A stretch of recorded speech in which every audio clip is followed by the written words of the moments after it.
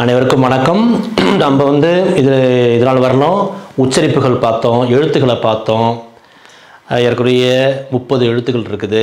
அதுக்கப்புறம் டிப்தாங், 2 உயிரெழுத்துக்கள் சேர்ந்தால் என்ன ஒலி வருது, 2 மெய்யெழுத்துகள் டபுள் கான்சனன்ட், 2 மெய்யெழுத்துக்கள் ஒன்று சேர்ந்தால் எப்படி ஒலி வருது அப்படின்னு பார்த்தோம். அதுக்கப்புறம் இப்போ ஒவ்வொரு ஒரு வெக்காபுலரின்னு சொல்கிறாங்க, அது சொற்களஞ்சியம். அதை ஒன்றுனா உங்களுக்கு அறிமுகப்படுத்துகிறேன். அப்போ தான் கிராமருக்கு போக முடியும். கொஞ்சம் கொஞ்சம் ஒவ்வொரு ஃபேமிலியாக எடுத்து அதை உங்களுக்கு சொற்களை அறிமுகப்படுத்துகிறேன். அதை நம்ம பார்க்க போகிறோம். இன்றைக்கி எண்கள், இது நும்மர், NUMMER, நும்மர். இங்கே பாருங்கள், 2 கான்சனன்ட் வந்திருக்கு. 2 சொல்லியிருக்கேன், 2 அது ஒரே கான்சனன்ட் வந்தால் முன்னாடி இருக்கிற அந்த வவ்வல் குரில் மாதிரி ஒலிக்கும். நும்மர், நூமர் அப்படி கிடையாது, நும்மர். அது இங்கிலீஷில் நம்பர் அப்படின்னு சொல்கிறாங்க. இது நூமர், எண்கள், நூமர் அப்படி சொல்லணும். இன்னொன்று, நான் ஆர்டிக்கிள் இன்னும் வரல, ஆர்டிக்கிள்லாம் வரப்போ நான் சொல்கிறேன். எல்லாத்துக்குமே ஆர்டிக்கிள் இருக்குது. உதாரணத்துக்கு நம்ம ஆ, பே, சே, டே அப்படின்னு அது தனித்தனியாக சொல்கிறப்ப தஸ் ஆ, தஸ் பே, ஒவ்வொரு ஆல்ஃபபெட்டுக்கும் ஆர்டிக்கல் டஸ், தஸ் சே அப்படி தனியாக சொல்கிறப்ப அப்படி சொல்லுவாங்க. தஸ் ஆ, தஸ் பே, ஒவ்வொரு ஆர்டிக்கலுக்கும் ஒவ்வொரு ஆல்ஃபபெட்டுக்கும் ஒவ்வொரு எழுத்துக்கும் ஆர்டிக்கல் இருக்குது. அப்படி பாருங்கள், அப்படியே தஸ் ஆ, தஸ் பே, தஸ் சே அப்படியே சொல்லணும். அதே மாதிரி ஒவ்வொரு நம்பருக்கும் ஆர்டிக்கல் இருக்குது. இப்போ உதாரணத்துக்கு நம்பர் இன்ட்ரடியூஸ் பண்ணுறேன். 1 2 3 4 5ன்னு சொல்கிறோம். 1 2 3 4 5 அப்படின்னு நம்ம சொல்கிறோம். இங்கே 1 1 1 அது எப்படி சொல்லணும்னா அதுக்கும் ஆர்டிக்கல் இருக்குது. D1, எல்லா எண்களுக்கும் டிங்கிற ஆர்டிக்கல் போடணும் தனியாக சொல்கிறப்ப. அதே மாதிரி எல்லா ஆல்ஃபபெட்டுக்கும் டஸ் அப்படி போடணும். இது இதுக்கெல்லாம் ஒரே ஆர்டிக்கல். அது ஆர்டிக்கல் ஒரு பகுதி வரப்போ இன்னும் தெளிவாக நம்ம பார்ப்போம். இப்போ சும்மா உங்களுக்கு இன்ட்ரடியூஸ் பண்ணி வைக்கிறேன், அவ்வளோதான். D1, D2, D3 இப்படி தான் நம்ம சொல்லணும். இப்போ நம்ம நம்பர், இப்போ எண்களை பார்க்குறோம். 1 இங்கே பாருங்கள், இது 2 வவல் சேர்ந்துருக்கு, அப்படின்னா ஐ, அதனால் அந்த சவுண்ட் வருது. 1 2 வவல் சேர்ந்துருக்குல்ல, 1. அது மாதிரி 2 ஒளி வேறு மாதிரி இருக்கும். அதேமாரி 2 இசட், அப்புறம் வே, ஏஇ, இங்கே 2 வவல் ஐ, ஸ்வை, ஐ, ஸ்வை. த்ரை, இங்கேயும் ஒரு டிப்தாங், 2 வவல் சேர்ந்துருக்கு. அதை எப்படி உச்சரிக்கணும்? த்ரை, ஃபியர். இப்போ ஏற்கனவே கடைசியில் ஒரு ஏர், ஆர் அப்படின்னு சொல்கிறோம்ல, அது வந்துச்சுன்னா சில நேரத்தில் இந்த எர்ருங்கிற மாதிரி உச்சரிக்கும். என்ன உங்களை சொல்லியிருக்கேன், ஆருக்கு 3 விதமான ஒலி குறிப்புகள் இருக்குது. ஒன்று தொண்டையில் அப்படி சொல்கிறது, ஃபாட்டர், நுனிநாக்க மேல் அன்னத்தில் ஒட்டக்கூடாது. அது நம்ம பேசுகிறது எர், ர அப்படின்னு நம்ம தமிழில் பேசுகிற மாதிரி இது முக்கால்வாசி அவங்க பேசுகிறப்ப தொண்டையில் தான் தொண்டையில் ஆறு எடுப்பாங்க. கடைசியில் முடியல ஃபாட்டர், ப்ரூடு, மூட்டர். அப்போ நாக்கு ஒட்டாது, நாக்கு வளையும், ழ மாதிரி வளையும். அது மாதிரி ஒரு சில நேரத்தில் நமக்கு எல்லா இடத்துலையும் நமக்கு வராது, அவங்கள மாதிரி வராது. அப்போ ரேன்னு யூஸ் பண்ணலாம், ஃபாட்டர், மூட்டர் அப்படின்னு சொல்லலாம். ஆனால் கரெக்டாக தெரிஞ்சுக்கணும். அதே மாதிரி இன்னொன்று 3வது ஒளி வகை எப்படின்னா உ, எர். இப்போ உதாரணத்துக்கு ஊர் அப்படி சொல்லக்கூடாது. ஏர், ஊவர், ஊவர். அதை இந்த எர் அந்த சவுண்டு. அதே மாதிரி இங்கே ஃபீ, இங்கே டிப்தாங், இஏ 2 சேர்ந்தா ஈ, ஃபீ, அப்புறம் ஆறு மட்டும் இருக்குது. ஃபீர் அப்படி கிடையாது, ஃபீயர். கடைசியில் இந்த ஆறு தனியாக வந்துச்சுன்னா ஃபீயர் அப்படி அது மாதிரி வந்துடும். அந்த மாதிரி உச்சரிப்பு வரும். நீங்கள் வந்து அதான் இதை முடிச்ச அப்புறம் இரு தானே, ஃபீர் அப்படி கிடையாது, ஃபீ ஏர். ஊ ஏர், ஊ. இது கடிகாரம் இந்த மாதிரிலாம் இருக்கும். இப்போது இங்கே வந்து வி, நம்ம இங்கிலீஷில் வின்னு சொல்கிறது வந்து இவ்வுங்கிற உச்சரிப்பு வராது, இஃப்னு தான் வரும். ஃபின்ஃப், ஃபுயின்ஃப், ஃபு இ, ஊ இ, ஃபின்ஃப், ஃபின்ஃப் அந்த மாதிரி உச்சரிப்போம். இந்த உச்சரிப்பை எப்படி, இந்த உம்லவுட் அப்படின்னாக்க இந்த ஊ சொல்லியிருக்கேன், ஊ இ, ஃபு இ இன் எஃப், ஃபுயின்ஃப், ஃபின்ஃப், ஃபின்ஃப் அப்படி அது கொஞ்சம் கொஞ்சமாக அதை வந்து பயிற்சி எடுக்கணும். ஃபுயின்ஃப், ஃபின்ஃப் அது ரொம்ப சொல்லாமல் அப்படி சொல்கிறது, ஃபின்ஃப். இது வந்து எவ்வளோ எஸ் வந்து ஒரு தேனீக்கள் ரிங்காரைற மாதிரி தான் நம்ம சொல்லணும். இஸ் சொல்லக்கூடாது, இஸ், ஜெக்ஸ், ஜெக்ஸ், ஆறு, செக்ஸ்னா ஆறு. அங்கே பாருங்க இக்குன்னு சவுண்டு வருது பார்த்திங்கன்னா. ஏற்கனவே சொன்னேன்ல, இதுக்கு எத்தனை சவுண்ட் இருக்குது, இக்கு இருக்குது, இஹ் இருக்குது, மற்ற இடத்துல இச்சு கூட வரும். அது மாதிரி இந்த சிஹெச், சேஹா ரெண்டுக்கு இவ்வளோ சவுண்ட் இருக்குது. இங்கே வந்து இக்குன்னு வருது, ஜெக்ஸ், இக்குன்னு வருது. சில இடத்துல மாஹன், ஹே வரும், மா, மாஹன், லாஹன், அப்போ வந்து ஹே வருது. அது மாதிரி க, ஷ அது மாதிரிலாம் வரும். அப்போ இங்கே வந்து ஜெக்ஸ், இந்த டபுள் கான்சனண்ட் ஜி. இங்கே பாருங்கள் டிப்தாங் வந்துருச்சு. இதை வந்து ஜீ பென், ஜீ சீபன் அப்படி இல்லை. இந்த எஸ் வந்தாலே இசட், நம்ம இங்கிலீஷில் எப்படி இசட் எப்படி உச்சரிக்கிறோம், இஸ்ன்னு, அது மாதிரி இங்கே எஸ்ஸுக்கு உச்சரிக்கிறோம். இது வந்து 8, இது ஜீபன் 7, ஆக்ட். இங்கே வந்து இக்குன்னு வந்துச்சு, சிஹெச், அந்த சேஹா, ஜெக்ஸ். இங்கே வந்து ஆக்டுன்னு வரல, ஆக்ட். அது மாதிரி அந்த ஒரு 2 3 இந்த இக்கு, ஹ, க, ஹ இந்த மாதிரி உச்சரிப்பில் அது 2 உச்சரிப்பில் அதை வந்து நம்ம பார்க்கணும், போக தெரிஞ்சிடும் உங்களுக்கு. ஆக்ட் 8. இங்கே பாருங்கள் இதே மாதிரி டிப்தாங் 2 வவல் உயிரெழுத்து, நோயின், நோ, ஓய், ஓய், நோயின், நோயின். இங்கே மாதிரி இட்ஸெட், இட்ஸ், சேன், சேன், இட்ஸெட், சேன். இங்கே வந்து ஏன் இந்த ஹா இருக்குது, ஹச் இருக்குது, ஆனால் வந்து உச்சரிக்கக்கூடாது. ஏன் உச்சரிக்கக்கூடாதுன்னா, இதுக்கு முன்னாடி வவ்வல் இருந்துச்சுன்னா அந்த வவ்வல் நெடில் மாதிரி சொல்லணும். ஹா இருந்துச்சுன்னா அதுக்கு முன்னாடி இருக்கிற வவ்வலை நெடில் மாதிரி சொல்லணும். கே என், ஃபா ரன். அது மாதிரி ஹா வந்துச்சுன்னா அது நிறைய நேரத்தில் அது சைலண்ட்டாக தான் இருக்கும். சில இடத்துல வரும், இந்த நடுவில் வரப்போ சைலண்ட்டாக தான் இருக்கும்.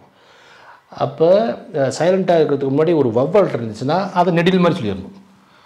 சென்னு சொல்லக்கூடாது, சேன். அந்த ஹச்சுக்காக தான் அந்த நெடில் வருது, சேன் அப்படி வருது. இப்போ பாருங்கள் முதலேருந்து 1 1 2 2 3 3 4 4 5 5 6 6 7 7 8 8 9 9 10 சேன்.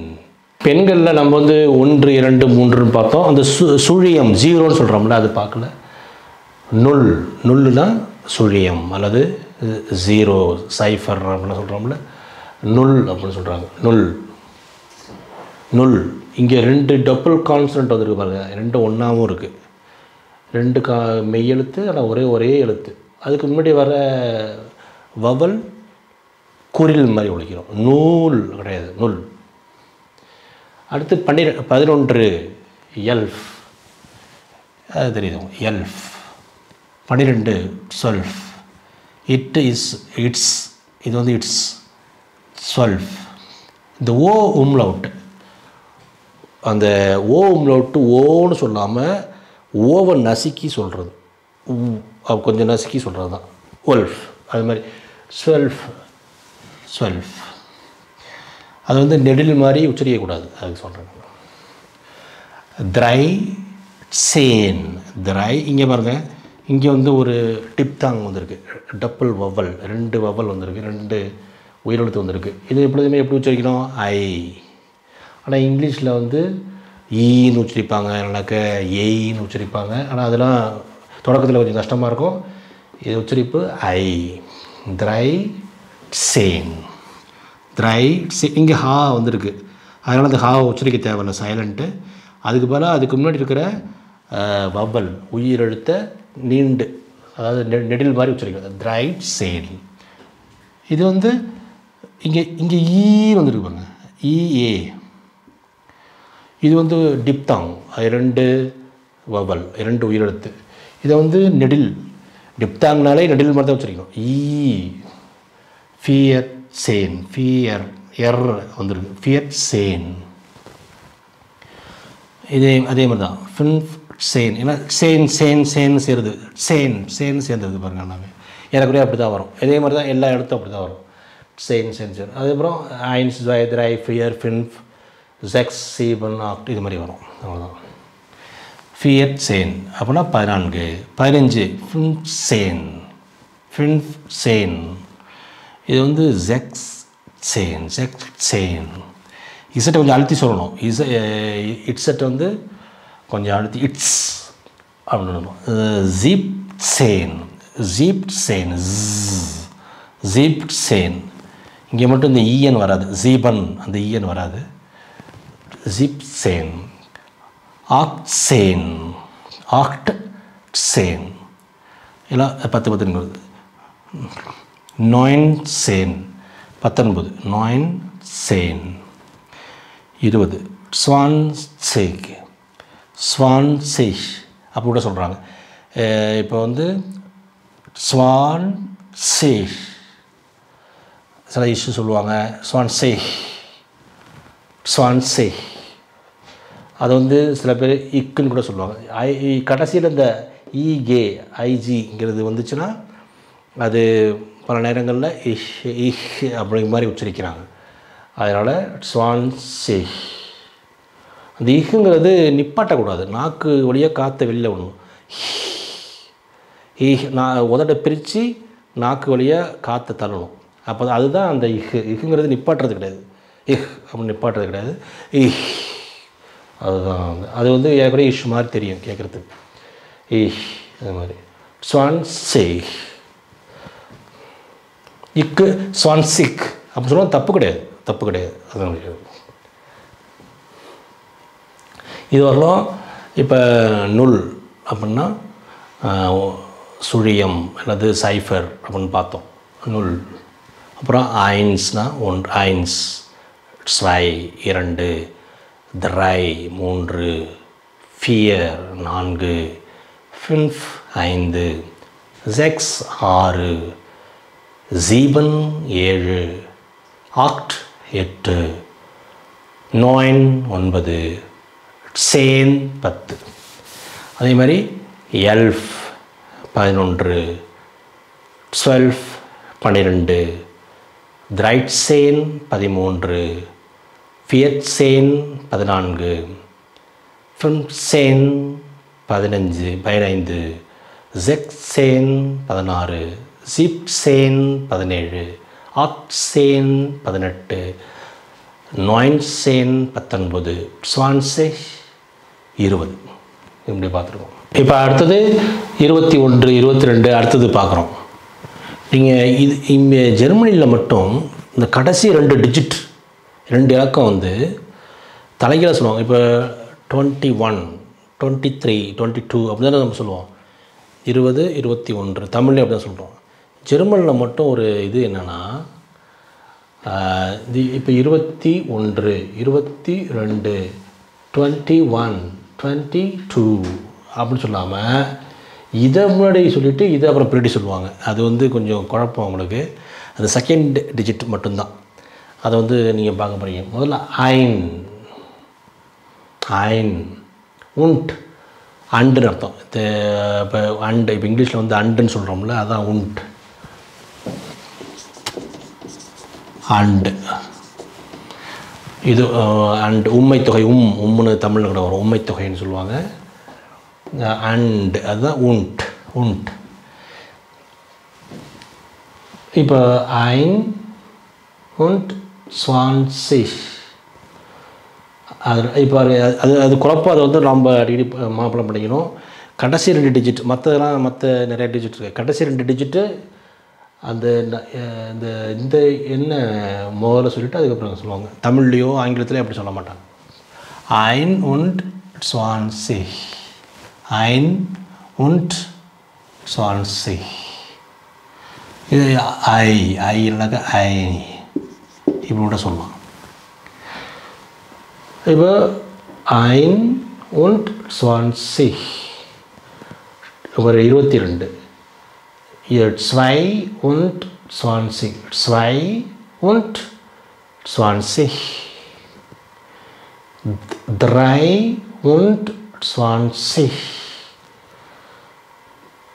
4 und இது ஒரே எழுத்து, தனித்தனி எழுத்து கிடையாது. தனித்தனி எழுத்து கிடையாது.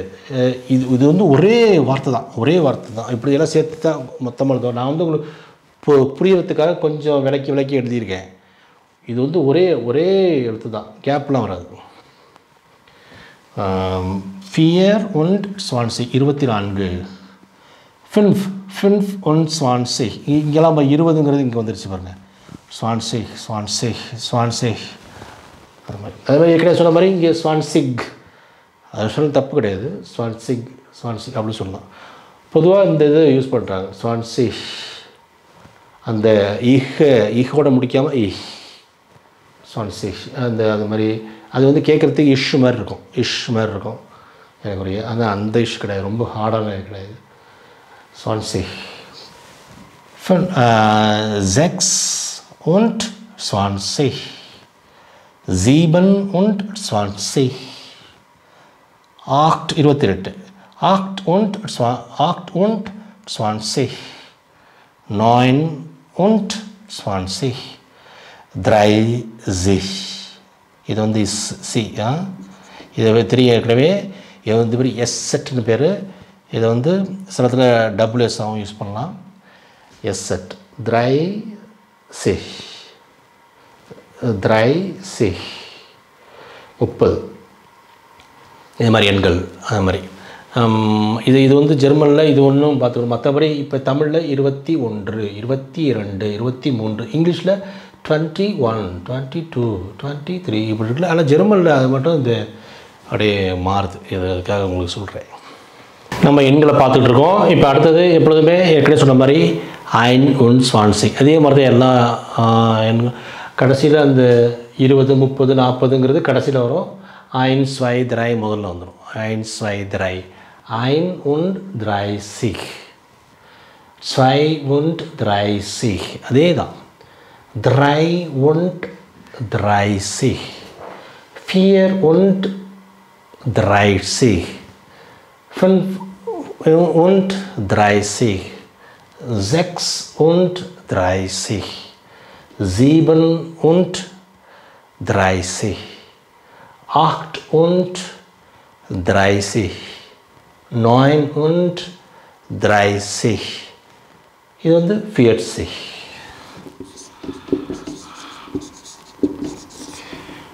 40. அதுக்காக இங்கே போட்டிருக்கேன். சேன் 10. சேன் 20. 30. 40. 50. அதில் 50, 60, 70, 60, 60, 60, 70, 70, 80, 80, 90, 90, 100, 100 சொல்கிறோம்னா 100, 100. இப்போ அதுமாதிரி கடைசி 2 எழுத்துக்கள் மட்டும்தான் அப்படி வரும். அது 2 டிஜிட்டு அந்த இலக்கத்துக்கு. அப்போ வந்து இப்போ உதாரணத்துக்கு உதாரணம் சீப் சீப் 71 எப்படி சொல்லுவீங்க? 71 70 இருக்குது. 71 எப்படி சொல்லுவீங்க? ein und 70. உதாரணத்துக்கு இன்னொன்று பார்ப்போம். 82க்கு என்ன சொல்லுவீங்க? 80. அப்போ முதல்ல இந்த 2 வந்து முன்னாடி சொல்லணும். ஸ்வை 2ங்கிறது ஸ்வை உண்ட் எல்லாம் சேர்த்துக்கணும். உண்ட்டுங்கிறது அதை சேர்த்துக்கணும் எப்போதும். ஸ்வை உண்ட் 80. அதே மாதிரி 44 எப்படி சொல்லுவீங்க? 4 und 40. அவ்வளோதான். இப்போ 57 எப்படி சொல்லுவீங்க? 57 7 und 50. அது மாதிரி தான் இந்த இதில் நம்ம இப்படி நம்ம பார்த்துக்கணும். இதை எண்களை இப்படி தான் வகைப்படுத்துகிறாங்க. இந்த வாரம் பாடம் முடிந்தது. அனைவருக்கும் நன்றி. அடுத்த வாரம் அந்த பாடத்திலே நாம் மீண்டும் சந்திப்போம். அதற்கு முன்னால் உங்களுக்கு கேள்விகள் சந்தேகங்கள் ஏதாவது இருந்தால் உங்களுக்கு பின்னூட்டத்தில் அதை எழுதுங்க. இல்லைனா இமெயில் மூலமாக நீங்கள் ஏதாச்சும் மற்ற வழிகள் வழியாக எங்கள்கிட்ட சொல்லுங்கள். அதை வந்து அடுத்தடுத்த காணொலிகளில் அதுக்கு விளக்கம் கொடுப்போம். மிக்க நன்றி.